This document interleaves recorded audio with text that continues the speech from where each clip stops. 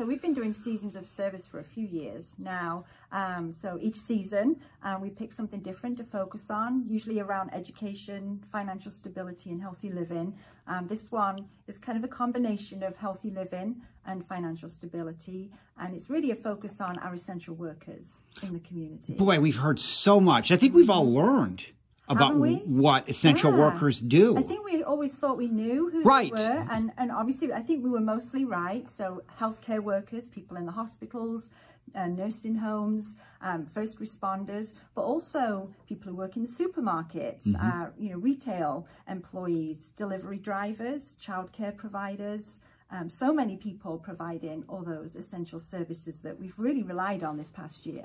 Boy, and I think it was a year ago at this time, our idea of essential workers was probably much more narrow than it is now. Yes, absolutely. You know, we've all had to stay home and stay safe and social distance, and some people couldn't do that. We really relied on them to be drivers bringing food to us while we stayed home and other items. They've had to keep working in the hospitals and care homes, taking care of people.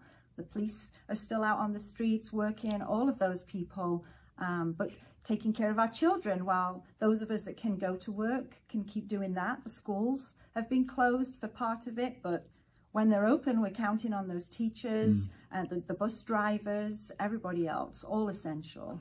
So how does this program work, and how can we get involved? Well, we've got lots of ways to get involved for everybody. We focus our call to action around giving, advocating and volunteering. So we just want to show our support. We know through our ALICE work and our ALICE studies that even though people are working really hard and they are essential, they don't always make enough money to pay all their bills. And we really want to show our support this time of year for those that are working but still struggling financially. And we just want to show our appreciation for everybody. So we've got lots of ways for people to get involved. Of course, you can give. Right now, we can collect financial donations, but we're also asking for gift cards. We've spoken to a lot of our essential workers, and they really appreciate it when people buy them a cup of coffee or maybe a sandwich. So little ways like that, we're encouraging people to, if you have gift cards or if you'd like to purchase them, you can drop them off at our building, you can mail them to us, we'll come out and collect them, whatever works, so that we can pass those gift cards on through our corporate partners to those essential workers, just to say thank you and to help them out. It's something so simple, Sarah, but it means so much. It does. I think it's twofold. It means a lot. I think people then know that we see them, we recognize them, and we appreciate them. But it also helps out, because if money's tight, you know, buying a cup of coffee, buying a sandwich can be a luxury.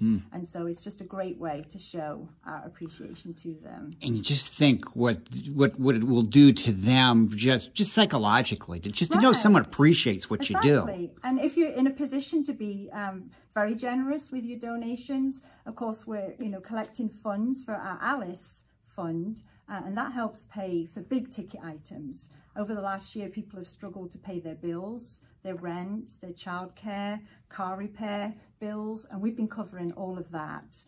In fact, we've invested over $2.5 million this last year alone to help people, keeping them in their homes, keep their cars running, and just keep them safe and stable.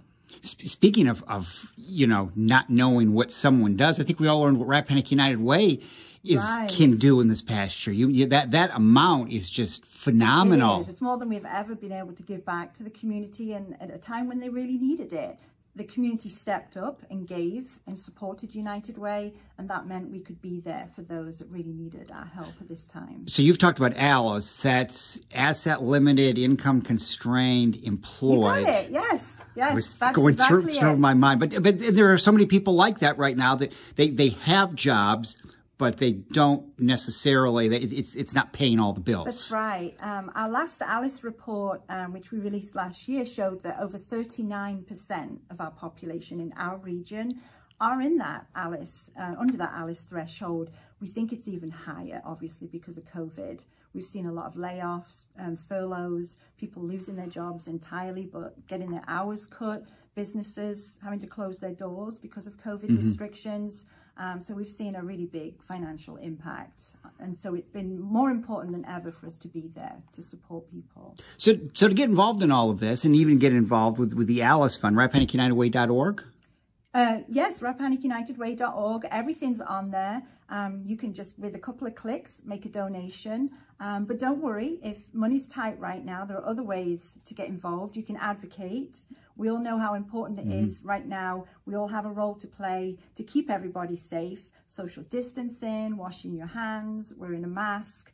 That all supports our essential workers. It keeps them safe while they are working. So we encourage people to do those things. Take a picture, take a selfie, post it on social media. That's a good way to advocate and use your voice in a fun way. Encourage other people to do the same. But you can also volunteer.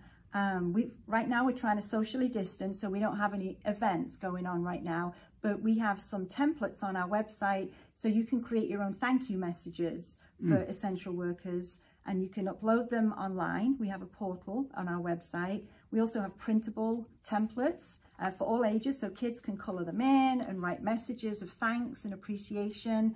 And they're all themed for different types of essential workers.